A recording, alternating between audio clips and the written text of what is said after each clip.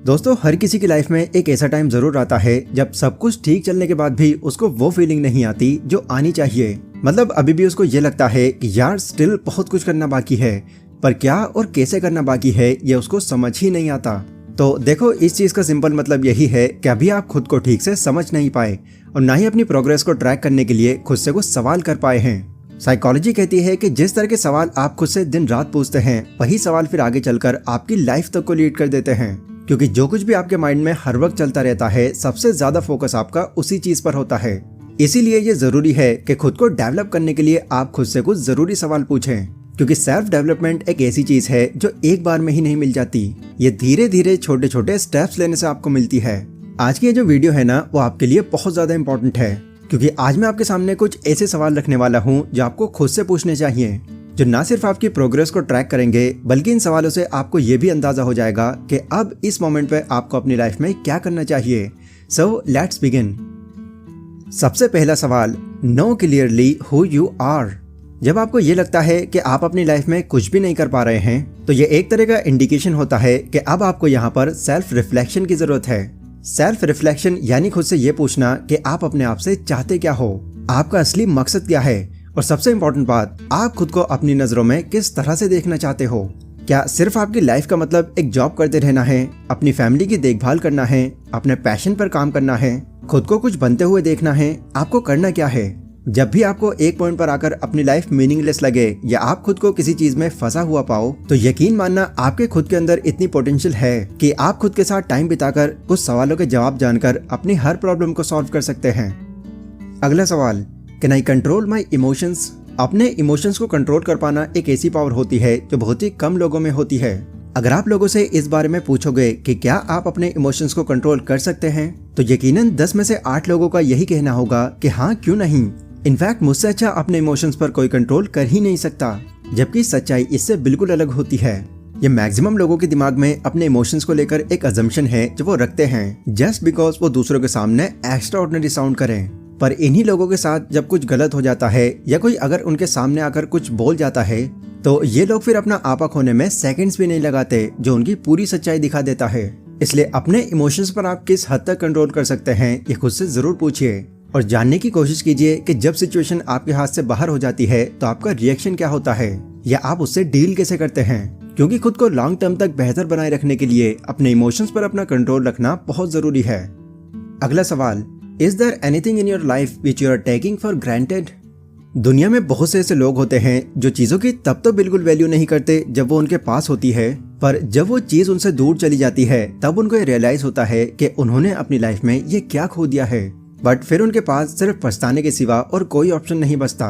Example के लिए बोलूं तो ज्यादातर टीनेजर्स अपनी टीनेज में मस्ती करने, स्मार्ट दिखने और जो उनका मन करता है बस वो करते रहने में ही पूरी निकाल देते हैं। वो ना तो उस वक्त अपने करियर का ख्याल करते, ना ही उनकी फैमिली और उनकी सिचुएशंस का। पर यही लोग जब अपनी मिड 30s या 40s में पहुंचते हैं, तब उनको ये रियलाइज होता है कि उन्होंने अपनी 20s में बहुत बड़ी गलती कर दी। देखो, ऐसा बिल्कुल नहीं है कि अपनी शुरुआती एज के अंदर लोग जानबूझकर अपना टाइम बर्बाद करते हैं। नहीं, ऐसा उनके साथ में इसलिए हो जाता है क्योंकि ना तो उस वक्त उनके पास में कोई ऐसा समझाने वाला उनको मिलता है और ना ही उनको उनकी फैमिली की तरफ से कोई खास जिम्मेदारी उनको देखने को मिलती है। इसी के चलते वो जाने अनजाने में ही सही अपनी लाइफ की इंपॉर्टेंट चीजों को टेकन फॉर ग्रांटेड लेने लग जाते हैं। तो आपसे ऐसी गलती ना हो जाए, इसीलिए आपको टाइम टू टाइम खुद से अपने फ्यूचर को लेकर सवाल करते रहना चाहिए कि जो भी आप अपने फ्यूचर में बनना चाहते हो, क्या अभी आप उस चीज के लिए कुछ कर भी रहे हो या नहीं। अगला सवाल, how are your relationships doing. आप अपनी लाइफ में कितना अच्छा कर रहे हैं, ये चीज सिर्फ आपकी कामयाबी से ही नहीं, बल्कि आपके दूसरों के साथ में रिलेशनशिप से भी पता चलती है। क्योंकि हम सभी जानते हैं कि रिलेशनशिप हर किसी के लिए बहुत ज्यादा इंपॉर्टेंट होती है, फिर चाहे वो अपनी लाइफ की किसी भी फेज में हो। बिकॉज ह्यूमंस का बेसिक नेचर ही ये है कि हमें सोशली कनेक्टेड रहना और रिलेशनशिप बनाना अच्छा फील कराता है। बट इस बीच कहीं ना कहीं हम कुछ ऐसे रिलेशन में भी आ जाते हैं जहाँ से ग्रो होने की जगह उल्टा हमारी वैल्यू गिरने लगती है। जैसे फॉर एग्जाम्पल, अभी आपने ये जॉनी डेप के केस के बारे में तो सुना ही होगा। हमें वहाँ पर क्या पता चलता है कि हॉलीवुड में बहुत सी टॉप मूवीज कर चुके जॉनी डेप एम्बर हर्ट के साथ में रिलेशनशिप रखने की वजह से इमोशनली और मेंटली तो हर्ट हुए ही थे, पर इसी के साथ साथ उनकी रिलेशनशिप का सीधा इम्पैक्ट उनके पूरे फ्यूचर पर पड़ा था।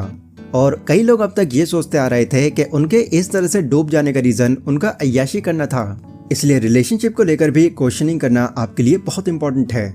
अगर आपको ऐसा लग रहा है कि जिसके साथ भी अभी आप रिलेशनशिप में हैं उसकी वजह से आप अपनी लाइफ में ग्रो नहीं कर पा रहे, तो इसका मतलब यही है कि आपको अपनी रिलेशनशिप को और आगे बढ़ाने से पहले इसके बारे में और विचार करने की जरूरत है। अगला सवाल, am I good with money? Now ये एक ऐसा सवाल है जिसे कई लोग इग्नोर कर देते हैं, खास करके 20s और 25 की एज वाले लोग, क्योंकि इस एज ग्रुप वाले लोगों को ये लगता है कि जिस एज में अभी वो हैं वो उनके पैसा कमाने और खर्च करने का टाइम है। इसीलिए फिर उनका मेन फोकस पैसा कमाने और अपने शौक पूरे करने में होता है। इसके आगे उनको खुद के लिए या खुद को प्राउड फील कराने के लिए क्या करना है इसका कोई आइडिया नहीं होता। तो ऐसा अगर आपके साथ भी है तो आपको खुद से ये जरूर पूछना चाहिए कि आपके फ्यूचर को लेकर क्या प्लान्स हैं। क्या आप अपने फ्यूचर के लिए भी कुछ इन्वेस्ट कर रहे हो? क्या किसी इमरजेंसी के टाइम के लिए आपके पास कोई तैयारी है? क्या आप वाकई में सर्वाइव कर पाओगे? इस तरह के सवाल आपको अपनी फाइनेंशियल पोजीशन जानने या आपने फाइनेंशियली कितना ग्रो किया है या कितना डिक्लाइन किया है ये समझने में पूरी हेल्प करेंगे, जिससे आपको अपनी फाइनेंशियल सिचुएशन का एक सही अंदाजा हो जाएगा। अगला सवाल, am I holding on to something I need to let go of? अच्छा, कई ऐसे लोगों को भी आपने देखा होगा जो अपना सारा टाइम अपनी पास्ट की गलतियों, रेग्रेट्स और फेलियर को याद करने में ही पूरा निकाल देते हैं। वो इन चीजों में इतने अंदर तक चले जाते हैं कि वो अपने प्रेजेंट की हर इंपॉर्टेंट चीज को फिर अवॉइड करने लगते हैं। लोगों के इस बिहेवियर पर डेनिस वैटली ने भी एक बार एक बहुत ही डीप बात कही थी। उन्होंने ये कहा था कि क्या गलत हुआ है इस बारे में सोचने की जगह आपको ये सोचना चाहिए कि अब आगे क्या करना है। आपको अपनी पूरी एनर्जी इस सवाल को ढूंढने में देनी है और हमेशा आगे बढ़ते रहना है। इसीलिए आप भी अपनी लाइफ के अगर एक ऐसे इंसान हैं जो अपनी पुरानी बातों को लेकर अभी तक बुरा फील कर रहे हैं, तो आपको अभी सबसे बाहर आकर खुद से कुछ सवाल करने की जरूरत है। आपको खुद से पूछना चाहिए कि आखिर ऐसा क्या हो रहा है जो आपको आगे नहीं बढ़ने दे रहा। देन इसके रिप्लाई में जो आपको जवाब मिले उस चीज को समझकर आपको उसको अवॉइड या फिर पूरी तरह से खत्म करने की कोशिश करनी चाहिए। तो दोस्तों, ये थे कुछ ऐसे सवाल जो आपको अपने आप से टाइम टू टाइम पूछते रहने चाहिए, क्योंकि इस तरह की बातें अगर आप खुद से करेंगे तो इससे आप खुद को और खुद की कंडीशन को बहुत ही बारीकी से जान पाएंगे। इस वीडियो से मिली इन्फॉर्मेशन अगर आपको पसंद आई हो तो इसको उन सभी लोगों को शेयर कीजिए जिन्हें इस वीडियो की ज्यादा जरूरत है। बाकी कमेंट सेक्शन में आप लोग मुझे अपने थॉट्स भी बता सकते हैं। तो मैं मिलता हूँ अपनी अगली वीडियो में, तब तक के लिए stay safe, stay healthy, take care.